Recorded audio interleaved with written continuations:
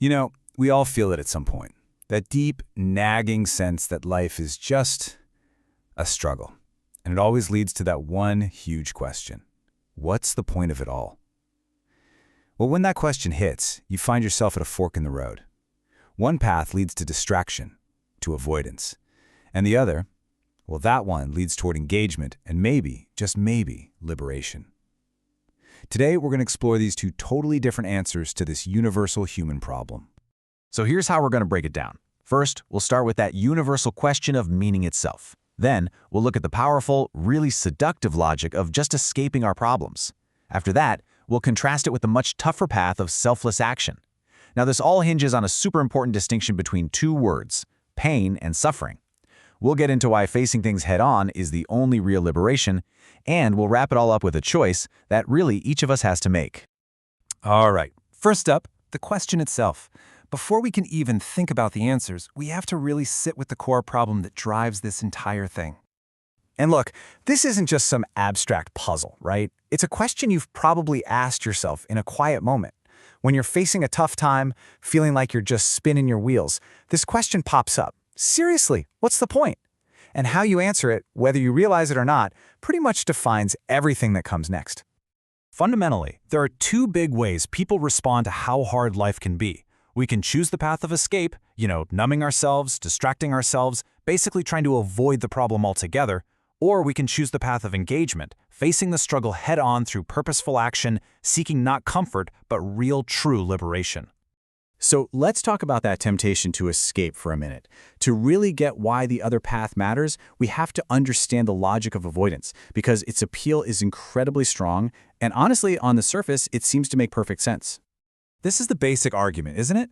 If our time is limited and everything just turns to dust in the end, why put yourself through hardship? Why not just chase pleasure, numb the pain, and take the easy road? It's a really compelling thought that says the smartest move is to just opt out of the struggle. Okay, here's the powerful way to think about it. Choosing escape through things like drugs or just endless distraction, it's like having a thermometer that shows you've got a really high fever, but instead of treating the illness, you just take the battery out. The screen goes blank, you don't see that scary number anymore, but the fever, the actual problem, is still raging inside you. All you've done is silence the messenger, not cure the disease. So this path at the end of the day is all about masking symptoms. It's about getting that instant relief over any kind of real long-term solution. It's built on this flawed idea that if you can't feel the problem just doesn't exist anymore. But as we all know, ignoring a fire doesn't put it out. So, if escape is basically a dead end, what's the alternative?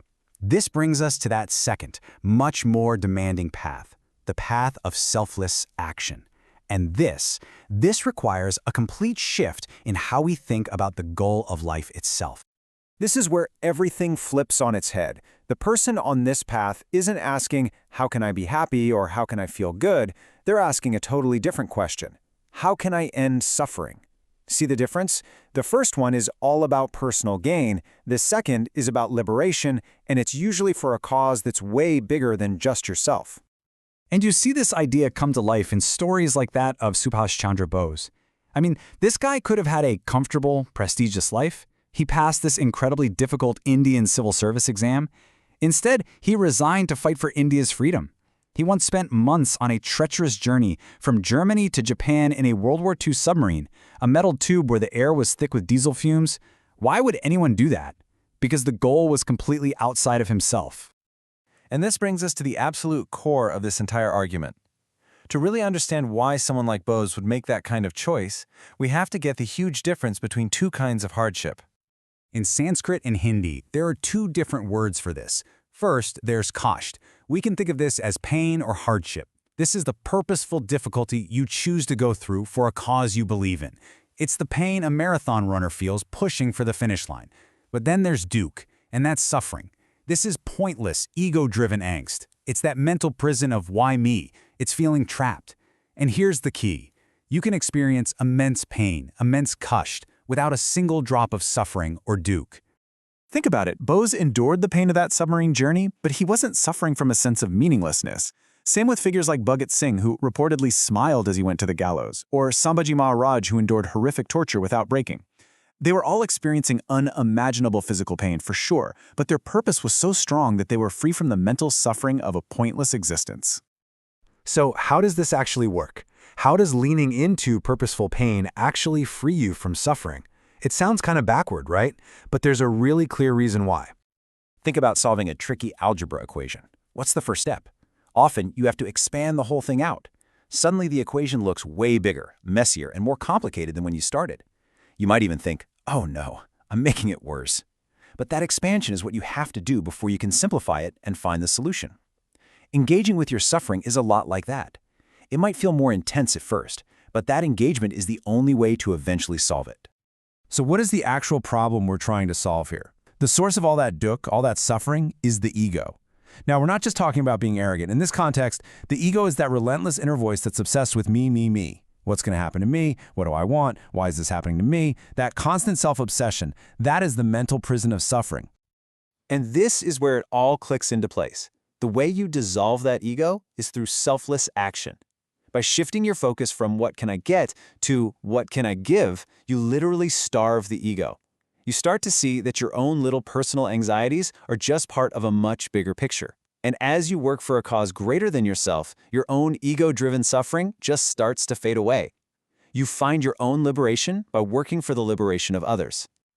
So, this whole philosophical journey really brings us to a very personal conclusion.